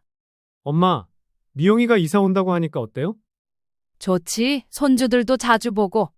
그런데 엄마가 너무 힘들어 하시면 안 되는데. 괜찮다. 미영이가 그런 아이가 아니잖니. 태호는 항상 이런 식이었습니다. 걱정은 하지만 결정적인 순간에는 명확한 입장을 정하지 못했죠. 김 씨에게는 시누이 영숙이 있었습니다. 남편의 누나로 김 씨보다 3살 많은 75세였습니다. 영숙은 평생 서울에서 살았고 세상 돌아가는 일에 밝았습니다. 영숙은 김 씨와 자주 만났습니다. 일주일에 한 번은 만나서 차도 마시고 이런저런 얘기를 나눴죠. 영숙은 직설적인 성격이라 할 말은 다 하는 편이었습니다. 올케, 요즘 며느리들이 어떤지 알아? 응? 시어머니를 공짜 도우미로 생각하는 경우가 많다고. 미영이는 그런 애가 아니야. 지금은 몰라도 나중에 어떻게 될지 모르잖아. 영숙은 이미 여러 친구들로부터 비슷한 이야기를 들었습니다. 며느리가 가까이 이사와서 시어머니에게 아이를 맡기고 나중에는 당연한 일처럼 여기게 된다는 이야기 말이죠. 김 씨에게는 경로당 친구들도 있었습니다. 그 중에서도 정순과는 특히 가까웠습니다. 정순은 70세로 김 씨와 비슷한 환경이었습니다. 순자야, 며느리가 이사 온다며. 응, 다음 주에 와. 나는 좀 걱정되네. 왜? 우리 앞집 할머니 있잖아. 그분도 며느리가 가까이 와서 처음엔 좋아했거든. 그런데 지금은. 정수는 걱정스러운 표정으로 말을 이었습니다. 지금은 완전히 애 봐주는 할머니가 됐어. 아침부터 저녁까지. 우리 미영이는 그렇지 않을 거야. 그런 말 다들 하지, 처음에는. 하지만 김 씨는 친구들의 걱정을 크게 개의치 않았습니다. 자신의 며느리는 다르다고 생각했거든요. 며느리 미영의 상황을 좀 더 자세히 보면 이랬습니다. 미영은 작은 회사에서 격리 일을 했습니다. 남편 대호보다 월급이 적었지만 그래도 맞벌이를 해야 생활이 될 정도였습니다. 아이 둘을 키우는 일은 정말 힘들었습니다. 특히 예준이가 초등학교에 입학한 후로는 더욱 복잡해졌죠. 등하원, 준비물 챙기기, 갑작스러운 학교 행사 등 직장을 다니면서 모든 걸 해내기에는 벅찼습니다. 미영은 종종 남편에게 하소연했습니다. 여보, 나 혼자서는 정말 힘들어. 회사 일도 해야 하고 아이들도 봐야 하고. 그럼 어떻게 하지? 내가 도울 수 있는 건 도와주고 있잖아. 그렇긴 한데 어머니가 가까이 계시면 정말 많이 도움이 될 것 같아. 이런 대화가 이사를 결정하게 된 진짜 배경이었습니다. 미영의 친정 부모님은 지방에 살고 있었습니다. 아버지가 몸이 불편하셔서 오히려 미영이 도와드려야 하는 상황이었죠. 그래서 친정 어머니에게는 도움을 요청할 수 없었습니다. 시어머니인 김 씨는 건강하고 시간도 많았습니다. 무엇보다 손주들을 예뻐했죠. 미영의 입장에서는 가장 이상적인 조건이었습니다. 하지만 미영도 처음부터 시어머니를 이용하려고 생각한 것은 아니었습니다. 정말로 급할 때만 도움을 받겠다는 생각이었죠. 적어도 처음에는 말입니다. 이사 첫날 김 씨는 떡을 들고 며느리 집을 찾아갔습니다. 이사 오느라 고생 많았어. 어머니, 고맙습니다. 떡까지 준비해 주시고. 별거 아니야. 우리 동네 떡집 떡이 맛있어. 얘들아, 할머니께 인사드려. 할머니 안녕하세요. 할머니, 이제 매일 볼 수 있어요? 김 씨는 손주들의 밝은 모습을 보며 흐뭇했습니다. 그럼 할머니가 바로 근처에 있으니까 언제든지 놀러와. 어머니, 정말 감사해요. 아이들이 할머니를 얼마나 좋아하는지 몰라요. 그날은 정말 좋은 분위기였습니다. 이사 정리를 도와주고 함께 저녁도 먹었습니다. 김 씨는 가족이 가까이 있다는 게 이렇게 좋은 일인지 새삼 깨달았습니다. 하지만 경로당에서 만난 친구들의 반응은 조금 달랐습니다. 순자야, 며느리 이사 왔다며. 어때? 좋아, 아이들도 보고. 그런데 조심해야 해. 처음에는 다들 그래. 정순아, 너는 왜 그렇게 부정적이야? 부정적인 게 아니라 경험이 있어서 그래. 내 친구 중에도 그런 경우가 있거든. 김 씨는 친구들의 걱정 어린 말들을 들으면서도 별로 신경 쓰지 않았습니다. 자신의 며느리는 분명 다를 거라고 믿었거든요. 그리고 첫 주는 정말 평화로웠습니다. 며느리는 이사 정리에 바빠서 특별한 부탁도 하지 않았고 김 씨는 가끔 반찬을 해서 가져다 주는 정도였습니다. 김 씨는 이런 생활이 계속될 거라고 생각했습니다. 하지만 며느리에게는 이미 다른 계획이 있었습니다. 이사 온 지 2주가 지났을 때였습니다. 며느리에게서 첫 번째 전화가 왔습니다. 어머니, 지금 혹시 시간 괜찮으세요? 응, 왜? 갑자기 회사에서 급한 일이 생겨서 야근을 해야 할 것 같아요. 남편도 오늘 늦는다고 하고. 김 씨는 며느리의 말을 듣고 바로 상황을 이해했습니다. 아이들 때문에 그러는 거지? 네, 죄송한데 혹시 아이들 좀 봐주실 수 있을까요? 정말 급해서요. 김 씨는 망설이지 않았습니다. 이런 일이야 당연히 도와줘야 한다고 생각했죠. 그래, 지금 갈게. 정말 감사합니다. 아이들 저녁은 제가 해놨어요. 김 씨는 급히 준비를 하고 며느리 집으로 향했습니다. 아이들은 할머니가 오자 반가워했습니다. 할머니, 엄마가 늦는다고 했어. 할머니랑 놀 수 있어서 좋아.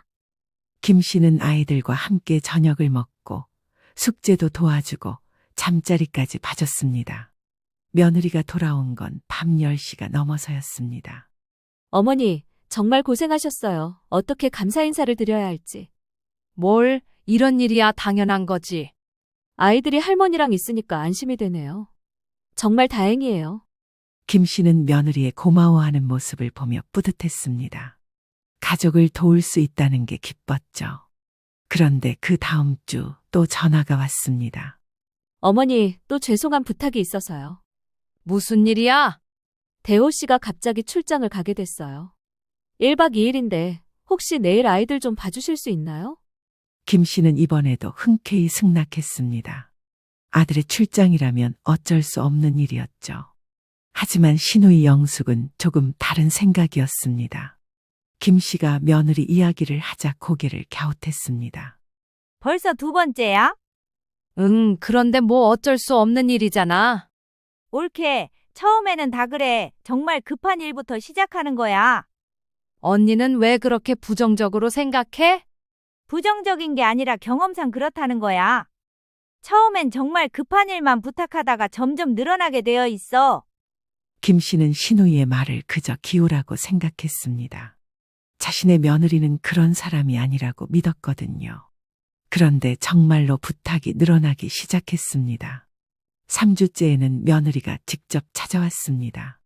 어머니, 죄송한데 또 부탁이 있어요. 말해봐. 이번 주말에 회사 워크숍이 있어요. 대호 씨도 같이 가면 좋겠다고 하는데. 주말에? 네, 토요일 아침부터 일요일 저녁까지요. 혹시 아이들을 맡아주실 수 있을까요? 김 씨는 주말 내내 아이들을 봐달라는 부탁에 조금 부담을 느꼈습니다. 하지만 며느리의 간절한 표정을 보니 거절하기 어려웠죠. 워크숍이면 어쩔 수 없지. 정말 감사해요. 아이들 옷이랑 준비물은 제가 다 챙겨 놓을게요. 김 씨는 그 주말을 아이들과 함께 보냈습니다. 처음에는 재미있었지만 하루 종일 아이들을 돌보는 일은 생각보다 힘들었습니다. 특히 예준이가 친구들과 놀겠다고 고집을 부리거나 예린이가 엄마를 찾으며 올 때는 정말 난감했습니다. 할머니, 엄마는 언제 와? 할머니, 나 집에 가고 싶어. 김 씨는 아이들을 달래느라 하루 종일 힘들었습니다. 72세의 나이에 초등학생과 유치원생을 동시에 돌보는 일은 체력적으로 벅찼죠. 경로당에서 친구들을 만났을 때 정순이 김 씨의 피곤한 모습을 알아챘습니다. 순자야, 요즘 좀 피곤해 보이네. 아, 주말에 손주들 봤더니 그래. 또 봤어? 며느리가 자주 부탁하나 보네. 회사 일이 있다고 하더라고.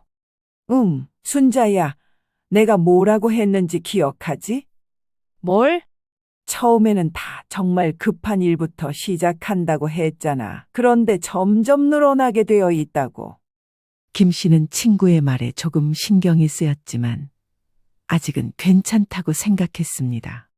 그런데 4주째 며느리의 부탁이 또 달라졌습니다. 어머니, 요즘 아이들 반찬 걱정이 많아요. 왜? 제가 워낙 요리를 못해서 아이들이 집에서 먹는 걸 별로 안 좋아해요. 그래? 어머니가 해주시는 음식을 아이들이 정말 좋아하거든요. 혹시 가끔 반찬 좀 나눠주실 수 있을까요? 김 씨는 반찬 정도야 얼마든지 나눠줄 수 있다고 생각했습니다.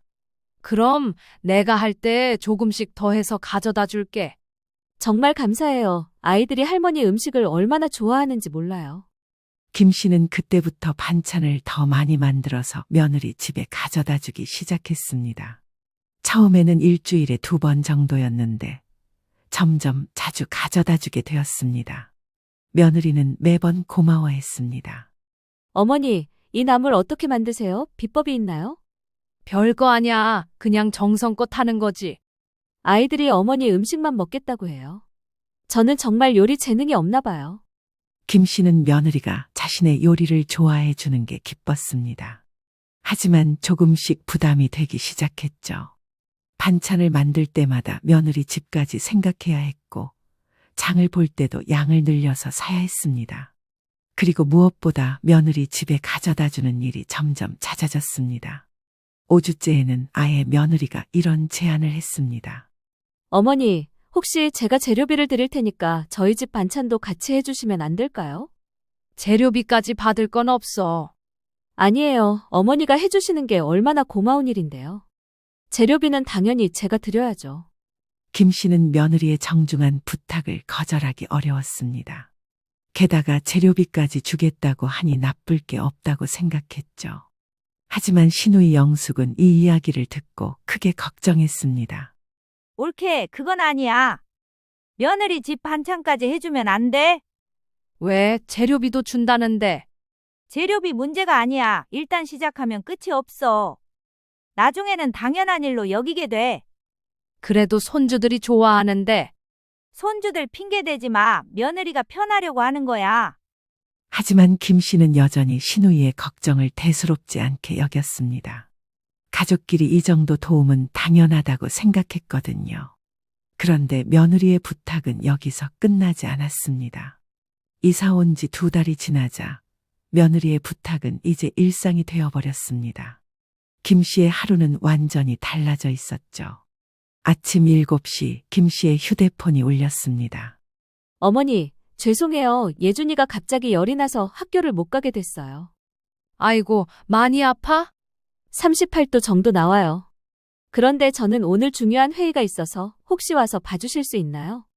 김 씨는 이미 이런 전화에 익숙해져 있었습니다. 거절할 생각도 없었죠. 그래, 지금 갈게. 약은 먹였어? 네, 해열제 먹였어요. 정말 감사해요. 김 씨는 급히 준비를 하고 며느리 집으로 향했습니다. 예준이는 소파에 누워서 힘없이 텔레비전을 보고 있었습니다. 우리 예준이 어디가 아파? 할머니, 머리가 아파요. 김 씨는 하루 종일 아픈 예준이를 돌봤습니다. 죽을 끓여주고 열을 재고 약도 먹이고 며느리가 돌아온 건 저녁 7시였습니다. 어머니, 정말 고생하셨어요. 예준이 어때요? 많이 나아졌어. 열도 내렸고. 다행이에요. 어머니가 아니었으면 어떻게 했을지. 이런 일이 일주일에 2-3번은 생겼습니다. 더욱 문제가 된 건 며느리의 요구가 점점 늘어났다는 점이었습니다. 이제는 급하지 않은 일에도 김 씨를 불렀죠. 어느 토요일 오후 며느리가 전화를 했습니다. 어머니, 오늘 저녁에 남편 친구들이랑 만나기로 했는데 아이들 좀 봐주실 수 있나요? 친구들이랑? 네, 오랜만에 만나는 거라서요. 아이들 데리고 가기는 좀 그렇고. 김 씨는 조금 당황했습니다. 급한 일도 아닌데 아이들을 맡겨달라는 건 처음이었거든요. 그럼 몇 시까지? 늦어도 10시 전에는 올게요. 아이들 저녁도 해놨어요. 김 씨는 별 수 없이 승낙했습니다. 하지만 마음 한편으로는 조금 부담스러웠죠. 그날 저녁 김 씨는 아이들과 함께 시간을 보냈습니다. 처음에는 재미있었지만 시간이 지날수록 피곤해졌습니다. 할머니, 엄마는 언제 와? 할머니, 나 심심해. 아이들도 엄마가 없으니 계속 보채기 시작했습니다.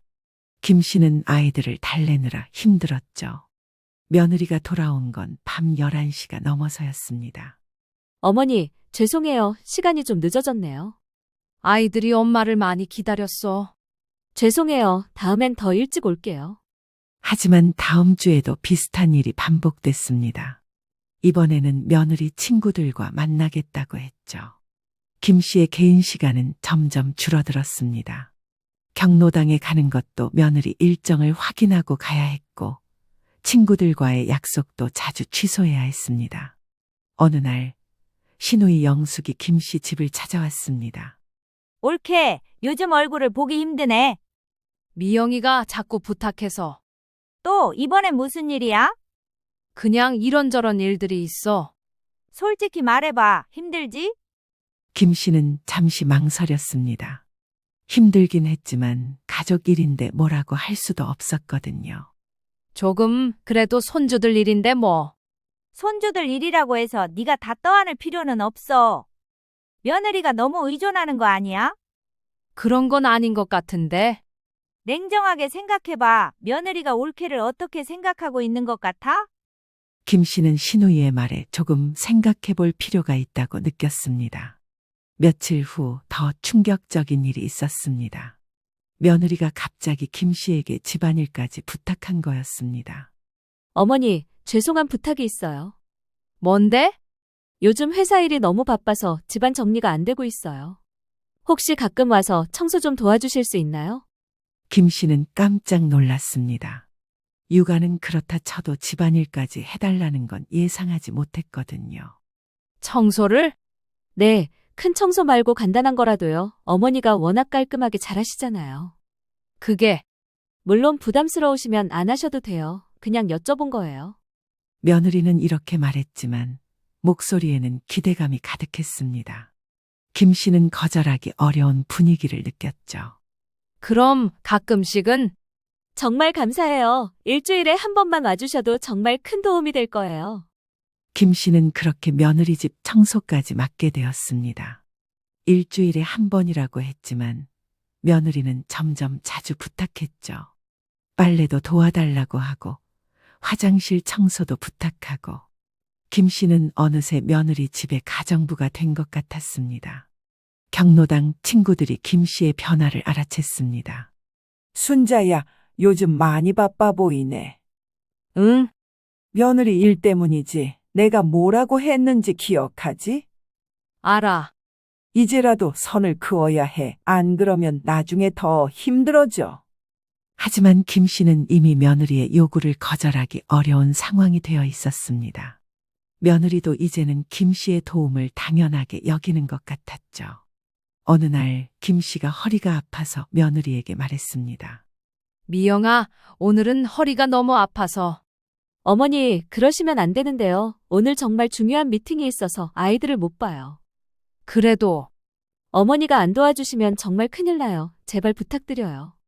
며느리는 김 씨의 건강보다 자신의 일정이 더 중요한 것처럼 말했습니다. 김 씨는 그 순간 뭔가 잘못되었다는 걸 느꼈죠. 그날 밤 김 씨는 혼자 생각에 잠겼습니다. 자신이 며느리의 편의를 위한 도구가 된 것 같았거든요. 시누이 영숙의 말이 맞았습니다. 처음에는 정말 급한 일만 부탁하더니 이제는 며느리의 모든 불편함을 김 씨가 해결해 주어야 하는 상황이 된 거였습니다. 이사 온 지 석 달째 김 씨에게 결정적인 사건이 벌어졌습니다. 그날은 김 씨가 오랜만에 시누이 영숙과 함께 백화점에 가기로 한 날이었습니다. 아침 일찍 영숙에게서 전화가 왔습니다. 오늘 10시에 백화점에서 만나기로 했지? 응, 언니, 오랜만에 나가는 거라 기대된다. 나도 그래. 점심도 맛있는 거 먹자. 김 씨는 오랜만에 외출해 설레는 마음으로 옷을 고르고 있었습니다. 그런데 9시가 조금 넘어서 며느리에게서 전화가 왔습니다. 어머니, 지금 시간 괜찮으세요? 응, 왜? 나 잠시 뒤에 나가야 하는데. 어디 가세요? 언니랑 백화점에 가기로 했어. 아, 그러시구나. 그런데 어머니, 오늘 정말 급한 일이 생겼어요. 김 씨는 며느리의 목소리에서 뭔가 중요한 일이 있다는 걸 느꼈습니다. 무슨 일인데? 갑자기 회사에서 중요한 프레젠테이션을 하게 됐는데 자료 준비를 못 끝냈어요. 오늘 하루 종일 회사에 있어야 할 것 같아요. 그럼 아이들은? 그게 대호 씨도 오늘 중요한 회의가 있어서 못 봐요. 어머니께서 봐주실 수밖에 없을 것 같아요. 김 씨는 잠시 망설였습니다. 오랜만에 시누이와 약속을 잡았는데 또 취소해야 하나 싶었거든요. 그런데 나 언니랑 약속이. 어머니, 정말 급해요. 이 프레젠테이션이 제 승진과 직결된 일이에요. 제발 도와주세요. 며느리의 간절한 목소리를 들으니 김 씨는 거절하기 어려웠습니다. 그럼 언니한테 연락해서 다음에 만나자고 해야겠네. 정말 감사해요. 어머니가 아니면 정말 큰일 날 뻔했어요. 김 씨는 시누이에게 전화를 걸어 약속을 취소했습니다.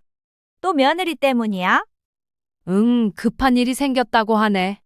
올케, 아무리 생각해도 이건 아니야. 며느리가 올케를 너무 우습게 보는 거 아니야? 그런 건 아닐 거야. 올케 약속은, 올케 시간은 중요하지 않다는 거잖아. 언제든지 취소해도 되는 거라고 생각하는 거야. 시누이의 말이 마음에 걸렸지만 김 씨는 이미 며느리에게 약속했기 때문에 어쩔 수 없었습니다. 그날 하루 종일 아이들을 봤는데 며느리가 돌아온 건 밤 9시가 넘어서였습니다. 어머니, 정말 고생하셨어요. 프레젠테이션 잘 끝났어요. 다행이네. 많이 힘들었지?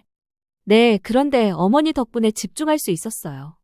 하지만 일주일 후 김 씨는 충격적인 사실을 알게 되었습니다. 아들 대호가 회사에서 들은 이야기를 전해준 거였습니다. 엄마, 그런데 이상한 게 있어요. 미영이가 지난주에 중요한 프레젠테이션이 있어서 야근했다고 했잖아요. 응, 그래서 내가 하루 종일 애들 봤지. 그런데 미영이 동료가 그러는데 그날 미영이는 연차를 썼대요. 프레젠테이션도 이번 주에 있다고 하고요. 김 씨는 그 말을 듣고 머리가 띵했습니다. 며느리가 거짓말을 한 거였죠. 집에 돌아와서 곰곰이 생각해 보니 며느리의 행동에 이상한 점이 많았습니다. 급하다고 하면서도 아이들 준비물은 미리 다 챙겨놨고 저녁 메뉴까지 짜놨더라고요. 그 다음 주 더 충격적인 일이 벌어졌습니다. 며느리가 김 씨에게 이런 요구를 한 거였습니다. 어머니, 부탁이 있어요. 뭔데? 저희 집 열쇠를 어머니께 드릴까 해서요. 열쇠를?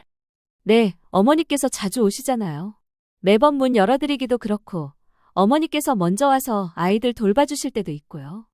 김 씨는 며느리의 제안에 당황했습니다. 며느리 집 열쇠를 갖는다는 건 너무 부담스러웠거든요. 그건 좀. 어머니, 사실 제가 더 편하게 부탁드리고 싶어서 그래요. 지금은 어머니께 미리 연락드리고 시간 맞춰서 와달라고 하잖아요. 그게 당연한 거 아니야? 그런데 어머니가 열쇠를 갖고 계시면 저희가 갑자기 늦어도 어머니께서 먼저 와서 아이들 봐주실 수 있잖아요. 김 씨는 며느리의 말을 듣고 소름이 돋았습니다. 며느리가 자신을 언제든지 부를 수 있는 대기조로 생각하고 있다는 걸 깨달았거든요. 그건 좀 부담스러워. 왜요? 어머니도 편하실 텐데요. 아니야, 그건 아닌 것 같아. 며느리는 김 씨의 거절에 조금 서운한 기색을 보였습니다. 어머니께서 저희를 믿지 못하시는 건가요? 그런 게 아니라. 그럼 뭐가 문제예요? 가족끼리인데. 며느리는 김 씨가 거절하는 이유를 이해하지 못하는 것 같았습니다. 오히려 김 씨가 이상하다는 식으로 말했죠. 그날 밤 김 씨는 아들 대호에게 전화를 했습니다. 대호야, 미영이가 너희 집 열쇠를 나한테 주려고 하는데 아, 그 얘기요? 미영이가 말하더라고요. 너는 어떻게 생각해? 글쎄요, 엄마가 편하시면 받으셔도 되는 거 아닌가요? 나는 좀 부담스러워. 그러시면 안 받으셔도 되죠. 그런데 엄마, 미영이가 요즘 엄마 때문에 많이 의지하고 있어요. 김 씨는 아들의 말에서도 뭔가 잘못된 걸 느꼈습니다. 며느리가 자신에게 의지하는 게 아니라 의존하고 있다는 생각이 들었거든요.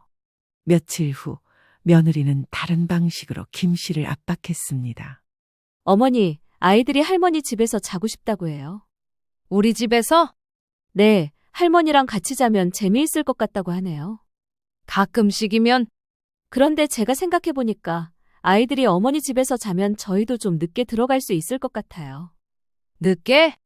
네, 가끔 대호 씨랑 둘이 시간을 보내고 싶을 때가 있거든요.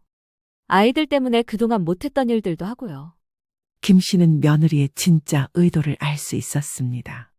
아이들을 김 씨에게 맡기고 자신들은 자유시간을 갖겠다는 거였죠.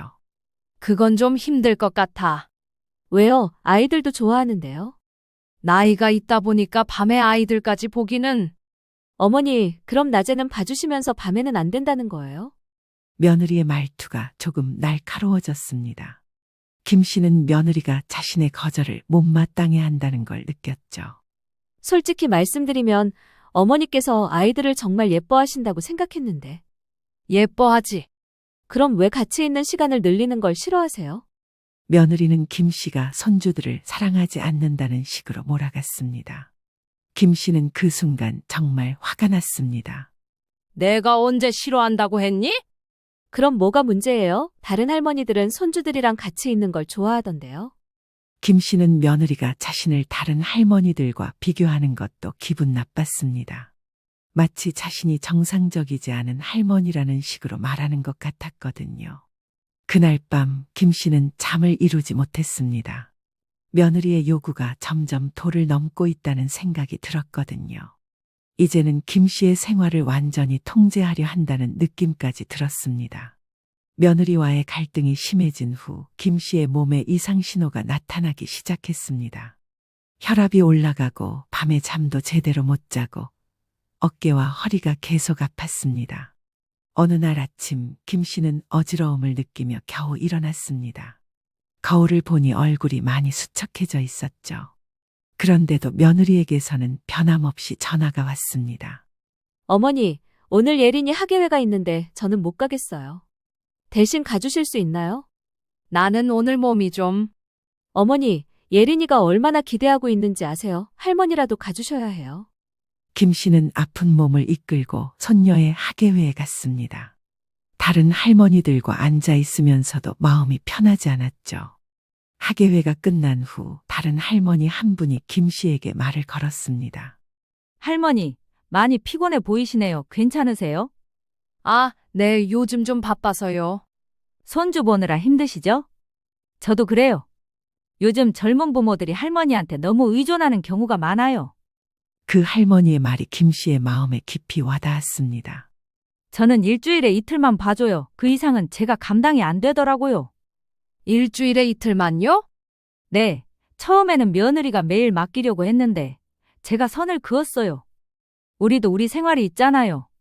김 씨는 그 할머니의 말을 들으며 자신의 상황을 돌아봤습니다. 자신은 며느리에게 선을 그어본 적이 한 번도 없었죠. 집에 돌아온 김 씨는 거울을 보며 한숨을 쉬었습니다. 3개월 전의 자신과는 완전히 다른 모습이었습니다. 생기도 없고 웃음도 사라져 있었죠. 그때 시누이 영숙이 찾아왔습니다. 어머, 올케 얼굴이 왜 이래? 많이 아파 보이네. 언니, 제대로 밥도 못 먹고 있는 거 아니야? 살도 많이 빠졌네. 김 씨는 시누이를 보자 눈물이 났습니다. 그동안 억지로 참고 있던 감정이 터져나왔죠. 언니, 나 정말 힘들어. 뭐가 힘들어? 말해봐. 미영이가 나를 너무. 김 씨는 울먹이면서 그동안 있었던 일들을 털어놨습니다. 거짓말당한 일, 집 열쇠 준다는 일, 밤에도 아이들을 맡기려 한 일까지. 그 정도였어? 올케, 이건 정말 심각한 문제야. 나도 알아. 그런데 어떻게 해야 할지 모르겠어. 일단 병원부터 가자. 건강이 먼저야. 신우이는 김 씨를 데리고 병원에 갔습니다. 의사는 김 씨의 혈압과 스트레스 수치를 보고 놀랐습니다. 할머니, 요즘 많이 힘드셨나 봐요. 혈압도 높고 스트레스 지수도 상당히 높네요. 몸 조리를 좀 하셔야겠어요. 이 상태로 계속 무리하시면 큰 병이 생길 수 있어요. 김 씨는 의사의 말을 듣고 충격을 받았습니다. 자신의 건강이 이렇게까지 나빠진 줄 몰랐거든요. 병원에서 나온 후 신우이가 진지하게 말했습니다. 이제 정말 결정해야 해. 네 건강이 이 정도인데 언제까지 며느리 눈치 볼 거야? 그래도 손주들 생각하면. 손주들이 뭔 잘못이야? 잘못은 며느리가 하는 거지. 네가 쓰러지면 손주들한테도 안 좋은 거야. 그렇긴 하지만. 냉정하게 생각해봐. 며느리가 너를 어떻게 대하고 있는지. 김 씨는 신우이의 말을 곰곰이 생각해 봤습니다. 그날 저녁 경로당 친구 정순이 김 씨 집을 찾아왔습니다. 순자야, 요즘 경로당에도 안 나오고 어떻게 지내는지 궁금해서 왔어. 정순아. 어머, 얼굴이 왜 이래? 많이 아픈 거 아니야? 사람 얼굴이 반쪽이 됐네. 김 씨는 정순에게도 그동안의 사정을 이야기했습니다. 아이고, 내가 뭐라고 했는지 기억하지? 처음에 조심하라고 했잖아. 알아. 네 말이 맞았어. 순자야, 나도 비슷한 경험이 있어서 하는 말인데, 이런 일은 빨리 정리하지 않으면 더 큰 문제가 돼. 어떻게? 내 친구 중에 정말 똑같은 상황을 겪은 사람이 있거든. 며느리가 시어머니를 완전히 무료 보육교사로 부린 거야. 정수는 자세한 이야기를 들려줬습니다. 그 친구는 결국 당뇨까지 생겼어. 스트레스 때문에. 그런데도 며느리는 신경 안 쓰고 계속 애만 맡기더라고. 그래서 어떻게 됐어? 결국 그 친구가 병원에 입원하고 나서야 며느리가 정신 차렸어. 그런데 그때는 이미 늦었지. 관계가 완전히 틀어져 버렸거든. 김 씨는 정순의 이야기를 들으며 자신의 미래를 보는 것 같았습니다. 순자야, 지금이라도 늦지 않았어. 확실하게 선을 그어야 해. 그런데 어떻게 말해야 할지. 솔직하게 말하면 돼. 네 건강도 안 좋고 너무 힘들다고. 그럼 미영이가 서운해할 텐데. 서운해하게 놔둬. 네가 쓰러지는 게 더 큰 문제야. 정순이 돌아간 후 김 씨는 혼자 앉아서 깊이 생각했습니다. 그동안 자신이 너무 착하게만 살려고 했던 건 아닌지, 며느리의 요구를 모두 들어주는 게 정말 옳은 일인지. 그때 아들 대호가 찾아왔습니다. 엄마, 안녕하세요. 얼굴이 많이 피곤해 보이시네요. 대호야, 앉아. 엄마, 요즘 우리 때문에 너무 힘드신 거 아니에요? 김 씨는 아들이 먼저 그런 말을 해서 조금 놀랐습니다. 왜 갑자기 그런 말을 하니? 미영이가 그러는데 엄마가 요즘 좀 힘들어 하신다고 하더라고요. 미영이가? 네, 그런데 엄마께서 힘드시면 언제든지 말씀하세요. 우리가 다른 방법을 찾아볼게요. 김 씨는 아들의 말을 듣고 조금 안도했습니다. 적어도 아들은 자신의 상황을 이해하고 있는 것 같았거든요. 대호야, 솔직히 말하면 좀 힘들어. 그러실 것 같았어요. 미영이한테 말해볼게요. 고마워. 하지만 김 씨는 아들의 말만으로는 근본적인 해결이 어렵다는 걸 알고 있었습니다. 며느리의 태도가 바뀌지 않는 한 이런 상황은 계속될 거였거든요. 그날 밤 김 씨는 오랜만에 자신만을 위한 시간을 가졌습니다. 차를 한 잔 마시며 앞으로 어떻게 살아야 할지 진지하게 고민했죠. 김 씨가 병원에서 돌아온 지 일주일 후 충격적인 사건이 벌어졌습니다. 김 씨가 우연히 며느리의 진짜 속마음을 엿듣게 된 거였죠. 그날은 김 씨가 반찬을 가져다 주러 며느리 집에 갔는데 미영이 베란다 문을 열어놓고 전화를 하고 있었습니다. 응, 정말 편해. 시어머니가 거의 매일 와서 애들 봐주고 집안일까지 해주니까.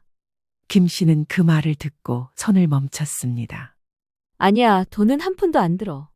시어머니가 다 알아서 해주셔. 나는 진짜 운이 좋은 것 같아. 다른 사람들은 베이비시터 쓴다고 한 달에 100만 원씩 나간다는데 나는 공짜잖아. 김 씨는 며느리의 말을 듣고 온몸이 떨렸습니다. 자신을 공짜 베이비시터라고 표현하다니요. 솔직히 처음에는 좀 미안했어. 그런데 시어머니가 좋아하시는 것 같더라고. 외로우시니까 손주들 보는 게 좋으신 것 같아. 그래서 나는 양심의 가책도 별로 없어. 서로 윈윈 아니야? 김 씨는 며느리가 자신의 희생을 서로 좋은 일이라고 포장하는 걸 듣고 기가 막혔습니다. 아, 그리고 요즘 시어머니가 좀 힘들어 하시는 것 같긴 해. 그런데 어쩌겠어. 우리도 살아야 하는데 조금만 더 참아달라고 해야지. 애들이 좀 더 크면 괜찮을 거야. 김 씨는 더 이상 듣기가 힘들어서 조용히 며느리 집을 나왔습니다.